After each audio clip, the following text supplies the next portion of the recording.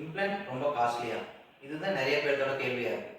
நம்ம implant fix பண்ணி பல்ல அமைக்கிறதோட செலவு 3 விஷயத்த பொறுத்தது. 1 இம்ப்ளான்ட்டோடைய டைப் அண்ட் குவாலிட்டி. 2 எத்தனை இம்ப்ளான்ட் வைக்கிறோங்கிறத பொறுத்தும்.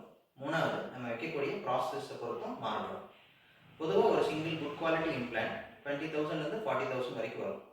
எல்லா பல்லையும் இழந்தவொடனே திடமான பல்ல அமைக்க ஒரு தாடையில் 6லேருந்து 8 இம்ப்ளான்ட் வரைக்கும் பொறுத்துறது நல்ல விஷயம். ஆனால் இன்னும் கொஞ்சம் அஃபோர்டபுளாக பண்ணணும்னு நினைக்கிறவங்க ஒரு தாடையில் 4 இம்ப்ளான்ட் பொருத்தி ஷார்ட் ஆர்ச்னு சொல்லக்கூடிய 12 பல் பொருத்திக்க முடியும். இன்னும் அஃபோர்டபுளாக பண்ணணும்னு நினைக்கிறவங்களும் பல் செட் கலந்து வருதுன்னு சிரமப்படுறவங்களும் மேல் தாடையில் 3 இம்ப்ளான்ட்டும் கீழ் தாடையில் 2 இம்ப்ளான்ட்டும் பொருத்தி அந்த பல் செட் ஃபிக்ஸ் ஆகிற மாதிரி பொருத்திக்க முடியும். பிரிட்ஜ் மெத்தடை கம்பேர் பண்ணும்போது இம்ப்ளான்ட் மெத்தடில் நம்ம அருகில் இருக்கிற பல்ல சேதப்படுத்துவோ பின்னால் அதுக்கு செலவு செய்கிறதோ கிடையாது.